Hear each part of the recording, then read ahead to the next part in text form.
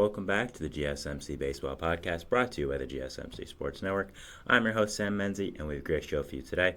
First topic we'll be going over is the blockbuster trade of Luis Arraez to the Padres. After that, we'll be going into the Dodgers and their sweep of the Braves and what it means for baseball. Then we'll be talking about a Guardians roster shakeup, calling up top prospect Cal Manzardo, and sending top hitter Stephen Kwan to the injured list. And finally, we'll be going over some injury news around the league, some stuff that happened over the weekend and on Friday as well that I didn't get a chance to talk about. Now, before we do that, though, I would like to ask you to please like and follow the show. We do get a number of questions from viewers, so to ensure that your question does get read in the air, please use the link gsmcpodcast.net. It really does help the show, and it really does mean a lot, so thank you so much for that. And let's get into the show today. All right, as I talked about, the first topic we're going to be discussing, of course, is going to be Luis Arraez, the Padres. Now, this is a rather shocking trade, I would say. It did happen later on Friday, and not only, it wasn't really shocking in the way that, the Marlins traded Luis Arraez or that the Padres traded for him. We had known that the Padres had interest for a little while, but it was more the fact that it happened on May 3rd. And a trade in baseball happening at that date, that early, that significant amount of time before the trade deadline is honestly fascinating and something that does not happen really ever in baseball.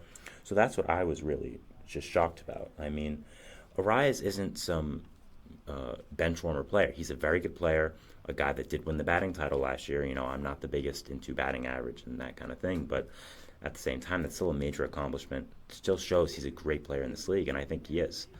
I think Arraez is a pretty significant player in this league. I think he's really good, and him getting traded kind of out of nowhere on May 3rd is just something that I don't really ever remember happening. There might have been a situation resembling that or closer to it, but I just don't remember. So I think the first thing we have to ask is the impact on the Padres for this. How much, what is the overall impact and how much better does it make this Padres team? Now, I think it makes them a lot better. I do. I think that adding Arraez to this lineup is really a really perfect fit. You look at this team and they have a lot of power.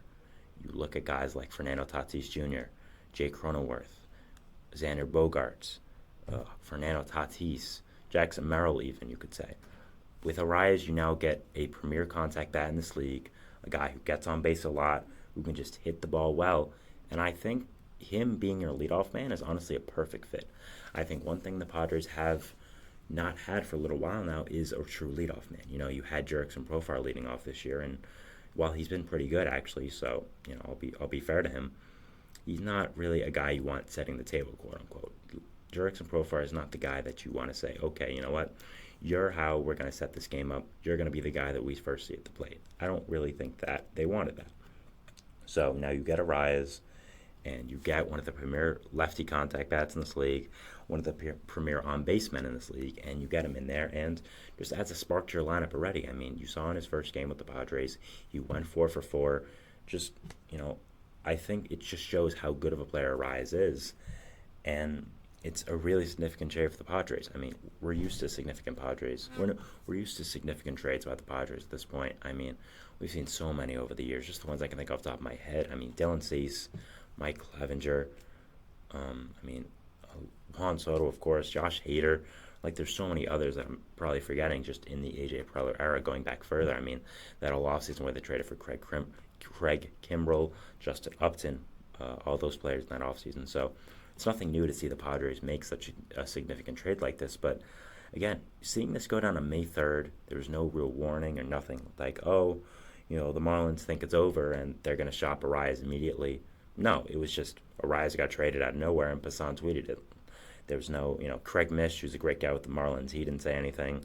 None of the Padres guys said anything like look out for something or anything. No, he just got traded, which was really insane and just really unprecedented. As I said, I don't remember something happening like this. It's possible that something did, but I just don't remember that something exactly happening like this, situation like this where a player gets traded at the state. I think the last one I can really remember maybe is Edwin Encarnacion, which is obviously a lot less than Luis Arraez. He got traded from the Mariners to the Yankees at a different point, a little earlier in the season. I do remember that, but still, trading Arraez, a guy who is a great player in this league, a guy who just won a batting title, was becoming one of the faces of that Miami franchise in May out of nowhere is just insane. So, yeah, just a really interesting situation and scenario and just something I did not foresee happening or talking about today. So, yeah, that was very interesting on Friday, and again, just something I did not see coming.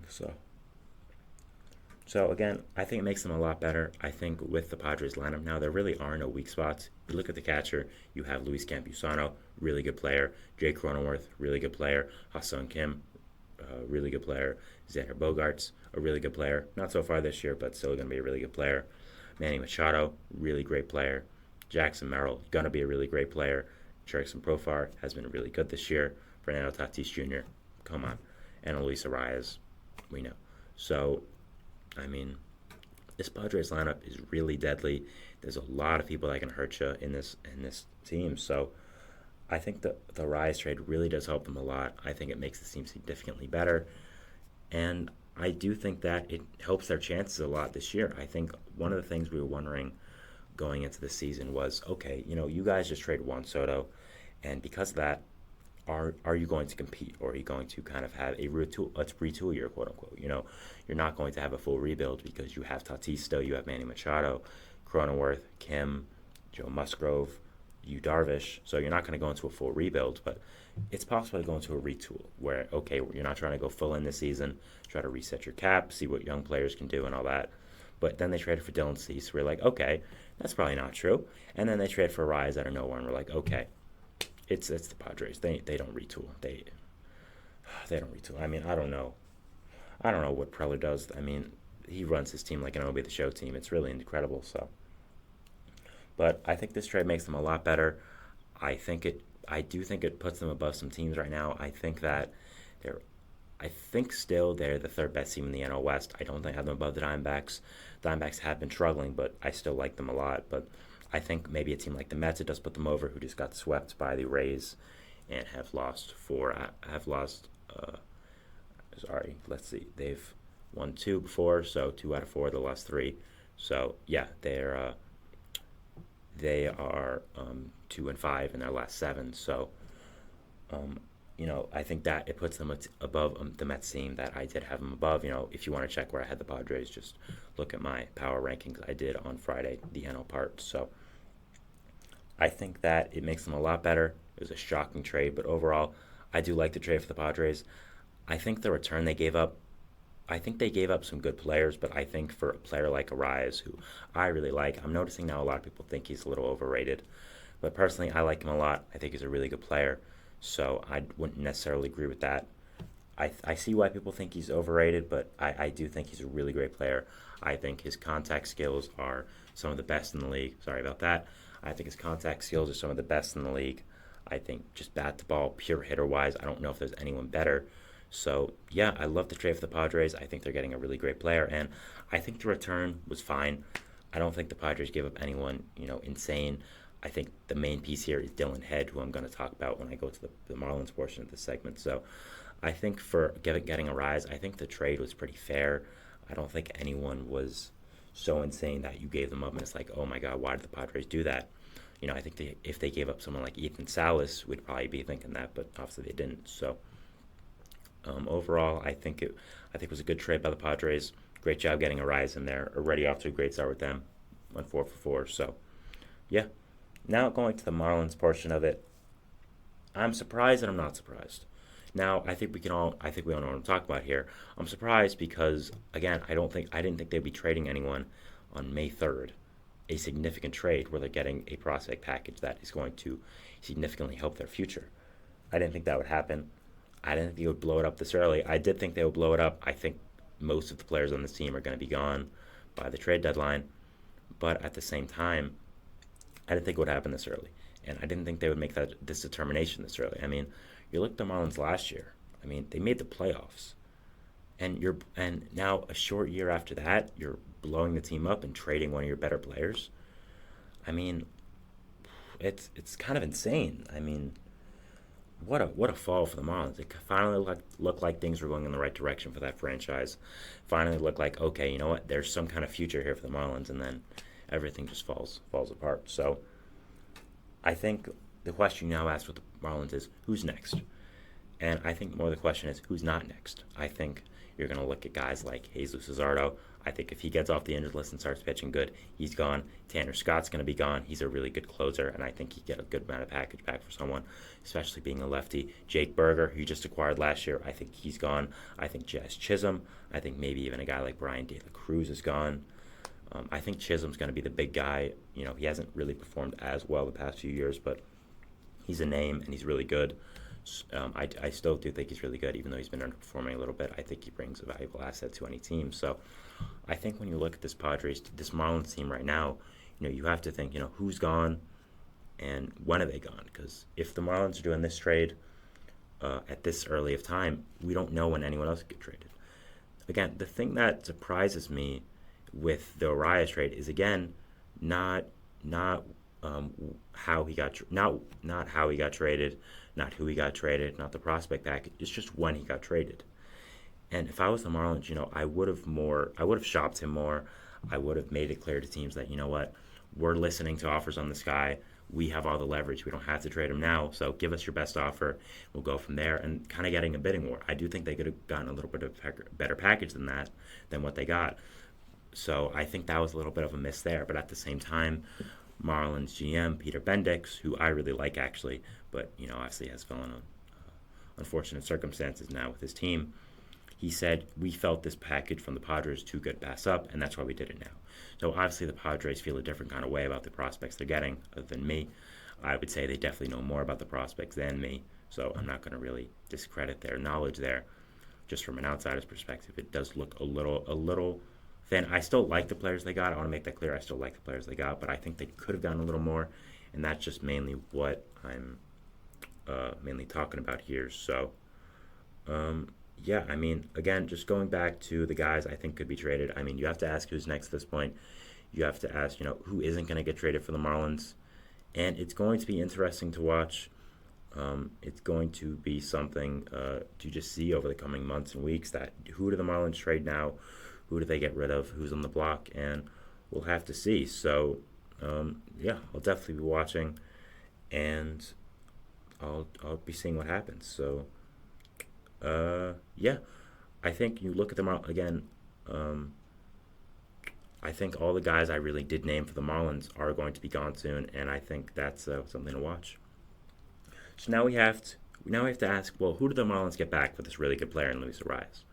So I think the main piece that everyone is acknowledging as the main piece is Dylan Head. Now, Dylan Head is a 19-year-old outfielder, was drafted in the first round in 2023 by the Padres. His ETA is 2027. He's 6 foot 185, really skinny guy.